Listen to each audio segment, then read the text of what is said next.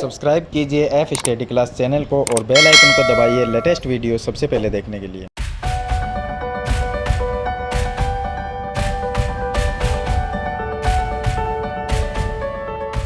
Hello students, आज हम इस वीडियो में कक्षा 9 की प्रश्नावली 8.1 का क्वेश्चन नंबर 3 को सरल करेंगे। पीछे वाली वीडियो मैंने आपको क्वेश्चन नंबर 1 और क्वेश्चन नंबर 2 बताया था। अगर वो वीडियो आपको देखनी है तो आई बटन पे मिल जाएगी या इस वीडियो के लास्ट में वो वीडियो आपको मिल जाएगी। तो देखिए, हम क्वेश्चन नंबर जो 3 है उसको सरल करेंगे। इसमें लिखा है कि दर्शाइए कि यदि एक चतुर्भुज है, तो हम पहले एक चतुर्भुज बना लेते हैं। ये हमने एक चतुर्भुज बना लिया जिसका नाम लिखेंगे ABCD। ABCD एक चतुर्भुज है। अब इसमें दिया कि एक चतुर्भुज के विकिरण परस्पर समकोण पर समद्विभाजित करे तो, यानी इसके जो विकिरण है वो समकोण यानी 90 डिग्री का कोण के साथ में समद्विभाजित करे। तो हम इसके विकिरण बना देते हैं। एक तो ये विकिरण हो गया और दूसरा ये हो गया। इसका कहने का मतलब क्या है, ये विकिरण है वो एक दूसरे को समद्विभाजित भी कर रहे हैं और साथ में 90 डिग्री का कोण भी बना रहे हैं। यानी कि यहाँ पर 90 डिग्री है और इस साइड में भी 90 है, इस साइड में भी 90 है और यहाँ पर भी 90 है। यानी चारों तरफ 90 डिग्री के कोण बनते हैं और साथ में ये विकिरण एक दूसरे को समद्विभाजित करते हैं। यानी ये जो भाग है वो इसके बराबर है, यहाँ पर O नाम लिख देते हैं, और ये जो भाग है वो इसके बराबर है। यानी हम ये कह सकते हैं कि OA बराबर OC और OB बराबर OD, ये कह सकते हैं। तो अब हमें ये सिद्ध करना है कि वह एक समचतुर्भुज होता है। तो समचतुर्भुज में देखिए, अगर हम इसको समचतुर्भुज कहेंगे, कब कहेंगे? जब इसके विकिरण समद्विभाजित करते हैं और 90 डिग्री के साथ में कोण बनाते हैं। तो वो तो पहले से ही दिया गया है, तो वो तो हमें इसमें सिद्ध करने की जरूरत नहीं है। अब इसमें साथ में क्या होता है कि समचतुर्भुज के लिए चारों भुजाएं बराबर होनी चाहिए, विकिरण जो है वो समद्विभाजित करते हैं और 90 डिग्री का कोण बनाना चाहिए। ये तीन चीज इसमें लागू होती है। तो क्या होगा कि इसमें दो चीज तो हमें दी गई है कि यहाँ पर 90 डिग्री के कोण बन रहे हैं और विकिरण एक दूसरे को समद्विभाजित कर रहे हैं। तो तीसरा हम क्या सिद्ध करेंगे? हम ये सिद्ध करेंगे इसकी चारों भुजाएं हैं उसको बराबर सिद्ध कर देंगे। यानी AB भुजा BC के बराबर, BC यहाँ पर BC जो है वो CD के बराबर और CD भुजा है वो AD के बराबर। इस तरह से चारों भुजाएं और बराबर कर देते हैं तो हम ये कहेंगे कि ये जो चतुर्भुज है ये एक समचतुर्भुज है, क्योंकि इसमें तीन जो नियम हैं वो लागू हो रहे हैं। तो इसके लिए हम क्या करेंगे, इस भुजा को इसके बराबर करना है, इसको इसके बराबर करना है और इस भुजा को CD के बराबर कर देंगे। तो चारों भुजाओं को आपस में बराबर सिद्ध करना है। बराबर करने के लिए हम क्या करते हैं? सर्वांग सम। तो हम इसमें से त्रिभुज लेंगे और त्रिभुजों को सर्वांग सम करेंगे। जैसे हमने एक ये त्रिभुज लिया और एक ये लिया, दोनों को सर्वांग सम कर देंगे तो ये जो भुजा है वो AB के बराबर हो जाएगी। इसी तरह से एक ये त्रिभुज और एक ये त्रिभुज लेंगे तो इनको सर्वांग सम कर देते हैं तो AB भुजा BC के बराबर हो जाएगी। इसी तरह से ये दोनों लेंगे तो इनमें भी ये भुजा BC है वो CD के बराबर हो जाएगी। तो इस तरह से हम इसको सिद्ध करेंगे। तो सबसे पहले तो हम ये लिख लेते हैं कि हमें दिया है, हमें क्या दिया गया है? हमें ये दिया गया है कि इसके एक तो विकिरण है वो समद्विभाजित करते हैं। तो हम क्या लिखेंगे? हम लिखेंगे कि AO और OC बराबर है, AO बराबर OC, क्योंकि विकिरण है वो समद्विभाजित करते हैं। और दूसरा हम ये लिख सकते हैं यहाँ पर BO और OD बराबर है, BO बराबर OD। ये हमें दिया गया है क्योंकि विकिरण इसके समद्विभाजित करते हैं और साथ में 90 डिग्री का कोण बनाते हैं। तो ये जो कोण है, एक तो ये कोण है, इसको कोण नंबर 1, 2, 3, इसका नाम दे देते 4। कोण नंबर 1 है वो 90 डिग्री का है क्योंकि ये समकोण पर समद्विभाजित करते हैं। तो हम लिख सकते हैं AOD यानी कोण नंबर 1। तो आप ऐसा लिख लीजिए, या कोण 1, 2, 3, 4, कोण नंबर 1 बराबर कोण नंबर 2 बराबर कोण नंबर 3 बराबर कोण नंबर 4। क्यों? क्योंकि ये सभी 90-90 डिग्री कोण है, इसलिए हमने सभी को बराबर लिख दिया। 1 नंबर है वो भी 90 है, 2 है वो भी 90 है, 3 भी 90 है और 4 भी 90 है। तो इसको इस तरह से लिख देंगे। हमें सिद्ध करना है कि ABCD एक समचतुर्भुज है। तो हम लिखेंगे कि ABCD एक समचतुर्भुज है। ये हमें सिद्ध करना है। चलिए उत्पत्ति में देखिए, उत्पत्ति में सबसे पहले हम दो त्रिभुज लेंगे, एक तो ये त्रिभुज लेंगे और एक ये त्रिभुज लेंगे। इन दो त्रिभुजों में इनको सर्वांग सम करेंगे।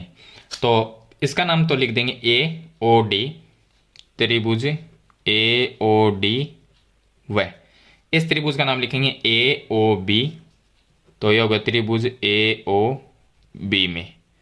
इनमें देखिए, इनको सर्वांग सम करने के लिए पहले तो हम इस त्रिभुज की ये भुजा और इस त्रिभुज की ये भुजा बराबर है, क्योंकि हमें दिया गया है। हम लिख सकते हैं कि ओ डी है वो ओ बी के बराबर है। तो ये हो गया, देखिए ओ डी और ओ बी बराबर है, तो हम लिख सकते हैं ओ डी बराबर ओ बी, ये हमें दिया है। चलिए, तो ये इसके बराबर हो गई। और इस त्रिभुज में और इस त्रिभुज में देखें तो ये कॉमन भुजा है, यानी उभयनिष्ठ भुजा, जिसका नाम है ए ओ। तो हम लिख सकते हैं ए ओ बराबर ए ओ, जो कि उभयनिष्ठ भुजा है, उभयनिष्ठ भुजा हो गई। चलिए, तीसरा चीज हम ये देखें कि कोण नंबर, इस त्रिभुज का कोण नंबर 1 और नीचे वाले का कोण नंबर 2 दोनों बराबर है, क्योंकि 90 डिग्री कोण है। तो हम लिख सकते हैं कोण नंबर 1 बराबर कोण नंबर 2 बराबर 90 डिग्री। ये 90 डिग्री कोण इसलिए बराबर है, तो तीन चीजें हमने यहाँ पर बराबर कर दी। तो यहाँ से हम कह सकते हैं भुजा भुजा और कोण, यानी एस ए एस नियम से, एस एस नियम से दोनों त्रिभुज सर्वांग सम हो गए। तो हम लिखेंगे त्रिभुज कौन सा है, ए ओ डी, और दूसरा है ए ओ बी। तो एक त्रिभुज ये हो गया, दूसरा ये हो गया। भाई दोनों त्रिभुज हैं सर्वांग सम हो जाते हैं तो इनके संगत भाग क्या होंगे, बराबर होंगे। तो हम कह सकते हैं कि इस त्रिभुज की ये भुजा और ए बी भुजा बराबर है, यानी ए डी और ए बी बराबर है। तो हम लिख सकते हैं कि ए डी बराबर A B by C P C T, C P C T. तो यहाँ पर इसको नाम दे दे, समीकरण नंबर 1 नाम दिया। चलिए, इसी तरह से पुनः हम क्या करेंगे, पुनः दूसरा त्रिभुज कौन सा लेंगे। देखिए ये दोनों तो हमने ले लिए, अब एक तो ये त्रिभुज लेना है आपको और एक ये त्रिभुज लेना है। तो एक ये और एक ये, इसका नाम है ए ओ बी। तो हम पुनः त्रिभुज ए ओ बी व दूसरा त्रिभुज ये लेंगे जिसका नाम है बी ओ सी, बी ओ सी में इनको भी क्या करेंगे, सर्वांग समी करना है, क्योंकि तभी ये भुजाएं हैं वो आपस में बराबर हो सकती है। तो इस त्रिभुज की बात करें तो इसमें देखिए, इस त्रिभुज दोनों में ये जो भुजा है इस त्रिभुज की और इसमें ये भुजा बराबर है। हम क्या कह सकते हैं कि ए ओ और ओ सी बराबर है।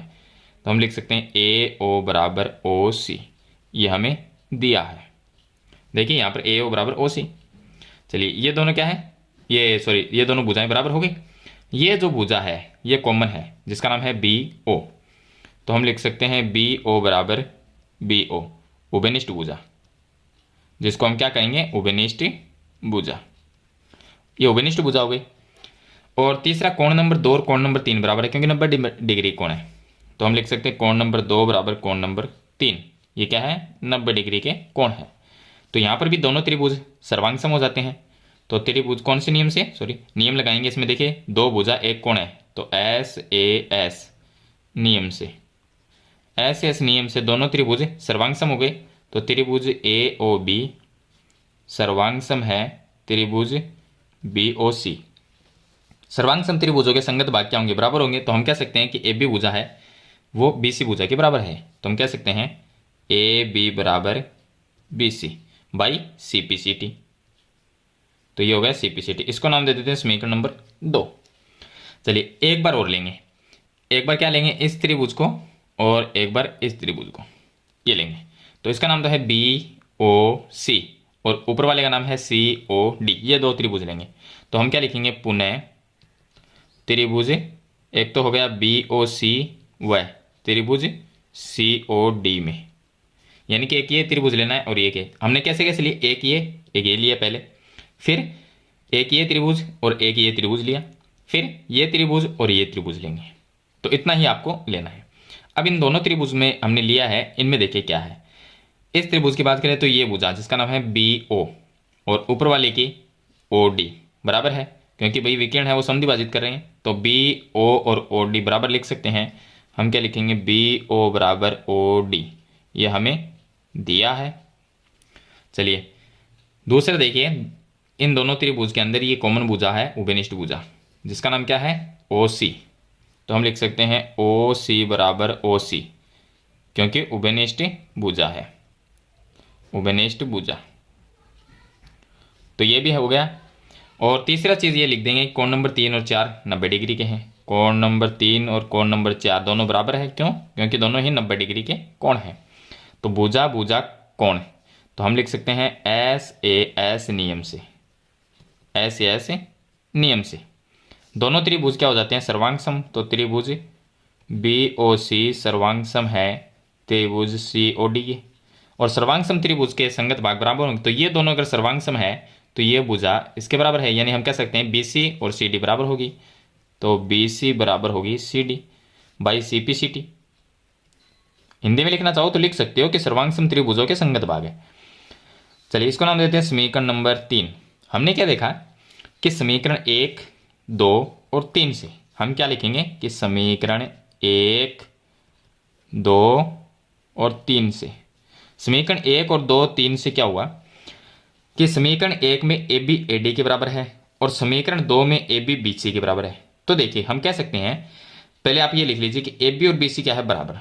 हमने लिखा कि AB बराबर है BC के, AB किसके बराबर है BC के, और AB AD के भी बराबर है। तो हम बराबर में AD भी लिख सकते हैं AD, या आप ऐसा कह सकते हैं कि AB, देखिए समीकरण 1 और 2 में क्या देखा कि AB बराबर है तो BC और AD भी बराबर होगी। तो AB बराबर BC और AD बराबर होगी। भाई समीकरण 3 में क्या है, समीकरण 3 में है BC CD के बराबर है और यहाँ पर BC AB के भी बराबर है। तो BC CD के बराबर है और BC AB के बराबर है, तो हम कह सकते हैं AB और CD भी बराबर होगी, ये भी तो बराबर होगी। तो हम लिख देंगे इसके बराबर में CD, यानी चारों जो भुजाएं हैं वो आपस में बराबर हो गई। तो AB बराबर BC और CD बराबर AD, यानी कि चारों भुजाएं आपस में बराबर है। इसको सही तरीके से लिख सकते हैं आप, AB बराबर BC बराबर CD बराबर AD, कैसा भी आप लिखना चाहे लिख सकते हैं। तो हम कह सकते हैं कि AB BC के बराबर है, BC CD के बराबर है, CD AD के बराबर, तो चारों भुजाएं आपस में बराबर होगी।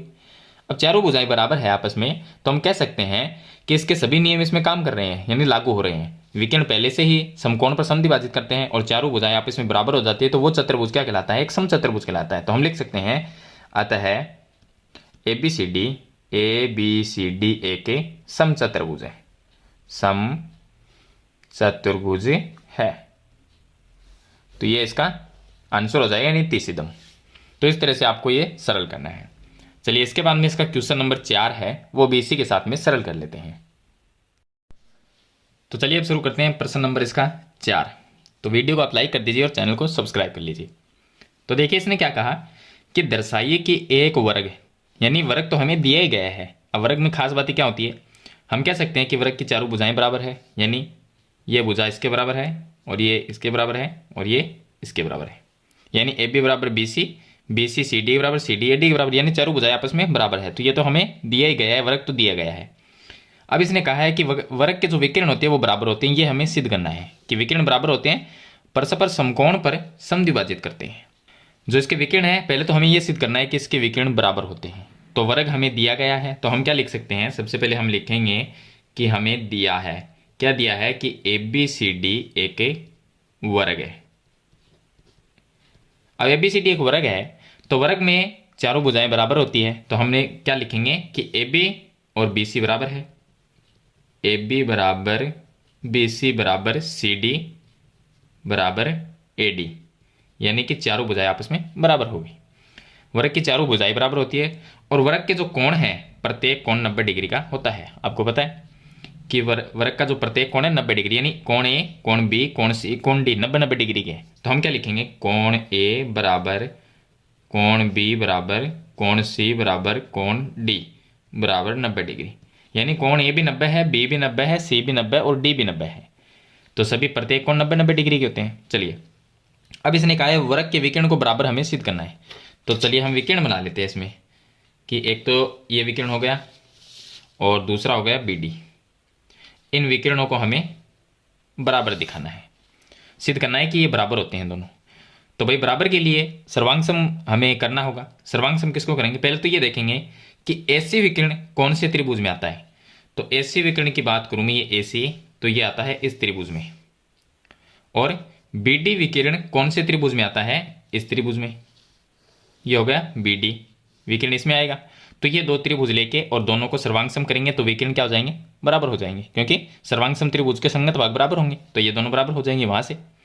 उसके बाद में हम सिद्ध करेंगे कि समकोण पर समद्विभाजित करते हैं, यानी ये जो कोण है, यहाँ पर एक कोण ये हो गया और दूसरा ये हो गया, तीसरा कोण ये हो गया और चौथा कोण ये हो गया, यानी कोण नंबर 1, 2, 3, 4, 1, 2, 3, 4 इनको 90 सिद्ध करना है।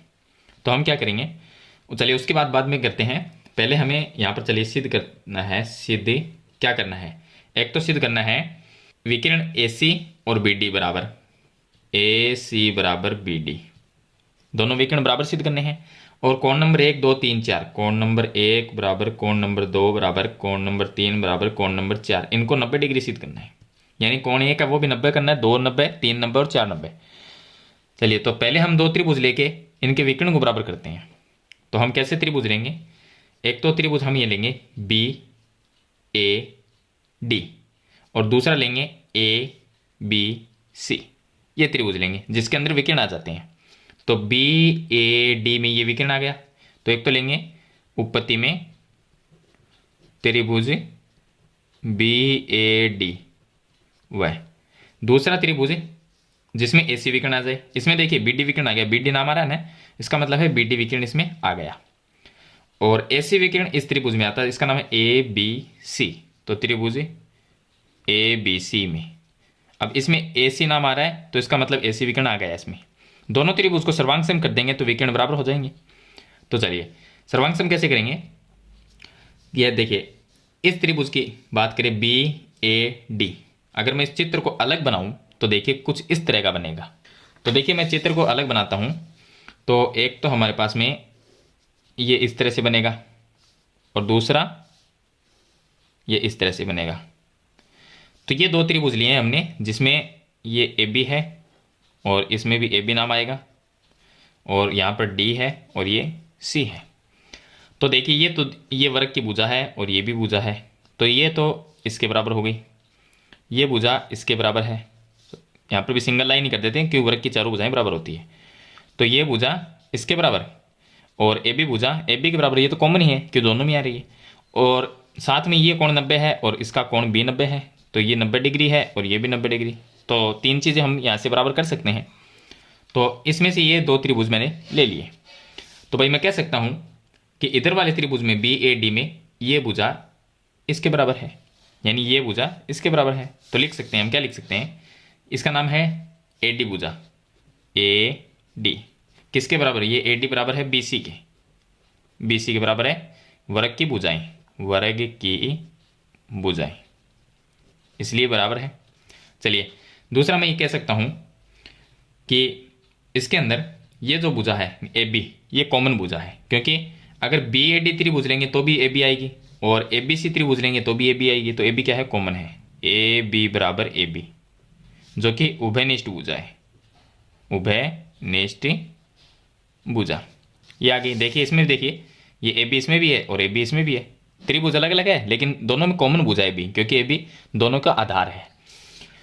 तो ये उभयनिष्ठ हो गई। तीसरा मैं कह सकता हूँ कोण A 90 है, इस त्रिभुज में कोण A 90 है और इसमें कोण B 90 है, तो ये भी बराबर होंगे। तो हम लिख सकते हैं कोण A बराबर कोण B, क्यों है, 90 डिग्री के कोण है। तो मैं कह सकता हूँ दोनों त्रिभुज क्या हो गए, सर्वांग सम। तो त्रिभुज कौन से नियम से, नियम लगाते हैं भुजा भुजा कोण नियम, यानी SAS नियम से, SAS नियम से त्रिभुज BAD सर्वांग सम है त्रिभुज ABC के। अब जब दो त्रिभुज सर्वांग सम होते हैं, भाई ये दोनों सर्वांग सम हो गए, तो मैं कह सकता हूँ कि इसकी ये भुजा और इसकी ये भुजा बराबर होगी, होगी या नहीं होगी, होगी। तो मैं कह सकता हूँ कि BD है वो किसके बराबर होगी, AC के बराबर होगी। तो मैं कह सकता हूँ कि BD है वो बराबर होगी AC के, क्यों होगी, बाई CPCT, सर्वांग सम त्रिभुज के संगत भाग है, इसलिए दोनों बराबर है। तो यहाँ पर BD और AC क्या है, BD और AC विकर्ण थे इसके, BD और AC क्या है, विकर्ण थे इस वर्ग के। तो भाई हमने विकिरणों को तो बराबर कर दिया, जो हमें विकिर्ण बराबर होते हैं ये हमें सिद्ध करना था, तो हमने यहाँ पर कर दिया। अब इसने आगे कहा है कि ये जो कोण नंबर 1 2 3 4 ये 90 डिग्री आपको सिद्ध करना है। तो भाई मैं ऐसा कर सकता हूँ कि यहाँ पर देखिए एक कोण को 90 कर देंगे हम, एक किसी भी एक कोण को आप 90 डिग्री सिद्ध कर दीजिए। तो अगर ये 90 है तो इसका मतलब तीनों भी 90 है। तो देखिए हम क्या करेंगे, दो त्रिभुज ले लेते हैं, इसमें से एक तो ये वाला त्रिभुज और एक ये वाला त्रिभुज, ये लेते हैं। तो भाई मैं ये दोनों त्रिभुज ले लेता हूँ। तो मैं कह सकता हूँ कि त्रिभुज A, इसका नाम यहाँ पर लिख देते हैं O, लिख देते हैं यहाँ पर O, AOD हम यहाँ पर लिखेंगे पुनः त्रिभुज AOD व एक त्रिभुज ये लिया AOB, त्रिभुज AOB में भाई मैंने ये दो त्रिभुज लिए हैं तो इनको मैं सर्वांग सम करूँगा पहले तो, और सर्वांग सम से कोण नंबर 4 और कोण नंबर 1 क्या होगा, बराबर हो जाएगा। कोण नंबर 4 और 1 बराबर हो जाएगा। अगर मैं कोण नंबर 4 और 1 को जोड़ता हूँ तो यहाँ पर बनता है 180 डिग्री का कोण, क्योंकि ये सीधी रेखा पे 180 डिग्री का कोण बनाता है। लेकिन पहले इनको बराबर करना जरूरी है ताकि हमें इससे 90 निकाल सके। तो भाई मैंने दो त्रिभुज ले लिए, एक ये ले लिया, एक ये ले लिया। दोनों त्रिभुज को सर्वांग सम करेंगे तो कैसे करेंगे भाई, मैं कह सकता हूँ ये भुजा इसके बराबर है क्योंकि वर्ग की भुजा है, तो मैं कह सकता हूँ AD भुजा AB के बराबर है।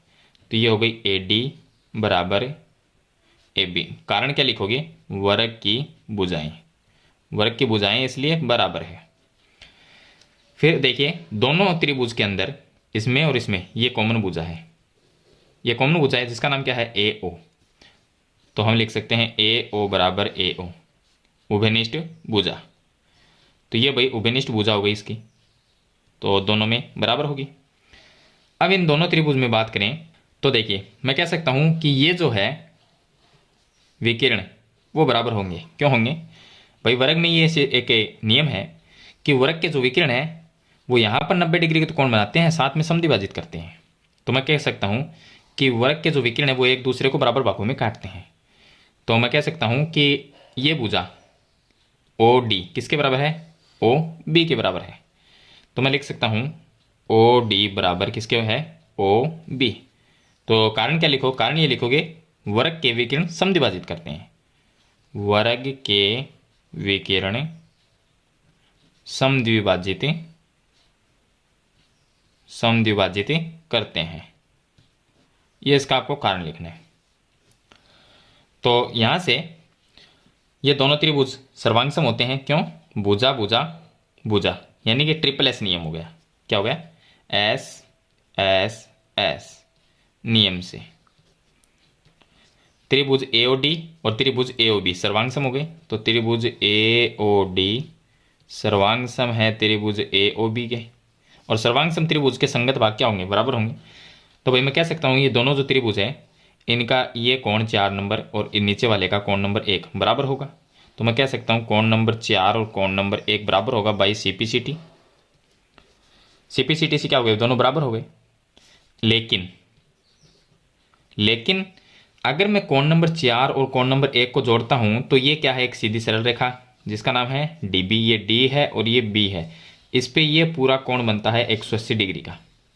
ये तो बीच में से आ रही है इसके, लेकिन इसको पूरा कोण जोड़े ये पूरा तो कितना बनेगा 180। ये 4 नंबर है, ये 1 नंबर है भाई, 4 और 1 को जोड़ते हैं तो 180 डिग्री बनता है रेखीय युग्म। तो मैं लिख सकता हूँ लेकिन कोण नंबर 4 प्लस कोण नंबर 1 बराबर 180 डिग्री होता है।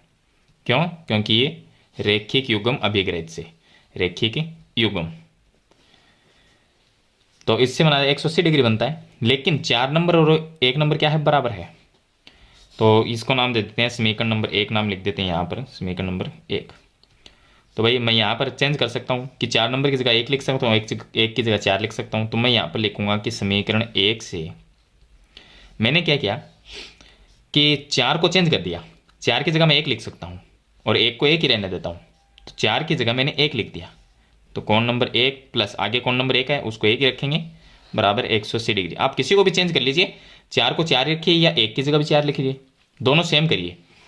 तो कोण 1 प्लस कोण 1 कितने हो गए, 2 कोण 1 बराबर 180 डिग्री, ये हो गया। अब 2 इसके भाग में चला जाएगा तो कोण 1 बराबर 180/2, तो कोण 1 बराबर 180/2 का मतलब हो गया 90 डिग्री, यानी कोण 1 कितना आ गया, 90 डिग्री आ गया। तो ये कोण नंबर 1 है वो 90 डिग्री है। कोण 1 किसके बराबर है, कोण 4 के, इसका मतलब कोण नंबर 4 है वो भी 90 डिग्री है। भाई कोण 4 90 है तो इसके सामने वाला ये कोण भी 90 होगा और 1 के सामने वाला भी 90 होगा। तो हम कह सकते हैं कि अगर यहाँ पर हम एक कोण को 90 डिग्री सिद्ध कर देते हैं तो हम कह सकते हैं कि वर्ग के जो विकिरण हैं वो परस्पर समकोण पर समद्विभाजित करते हैं, यानी हमें तो ये 90 डिग्री ही सिद्ध करना है। तो हमने यहाँ पर कोण नंबर 1 को 90 डिग्री सिद्ध कर दिया, और यहाँ पर हम लिख सकते हैं कि कोण नंबर 4 है वो भी 90 डिग्री का होगा। तो भाई 1 और 4 90 डिग्री है तो बाकी भी क्या होंगे, 90 होंगे। तो मैं लिख सकता हूँ कि विकिरण है वो परस्पर लंब होते हैं यानी समकोण पर समद्विभाजित करते हैं। तो मैं लिख सकता हूँ AC लंबवत है BD पर। तो यहाँ पर लिख सकते हैं कि AC लंबवत किस पे है, BD पर। तो यहाँ पर ये होता है इतिसिदम। तो इस तरह से आपको ये सिद्ध करना है, यानी पहले तो आपको इसके विकिरण हैं उनको सिद्ध करना है। तो यहाँ पर हमने विकिरण सिद्ध कर दिए और यहाँ पर ये सिद्ध करना है कि इनमें से कोई भी एक कोण को 90 डिग्री सिद्ध करना है।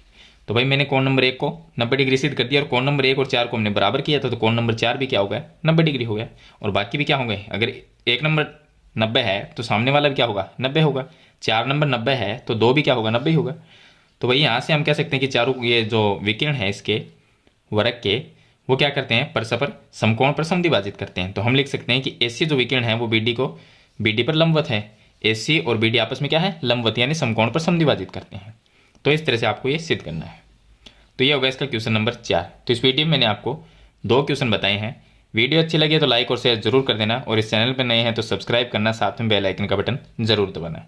तो आज की वीडियो में इतना ही, मिलते हैं एक नई वीडियो के साथ, तब तक के लिए थैंक यू।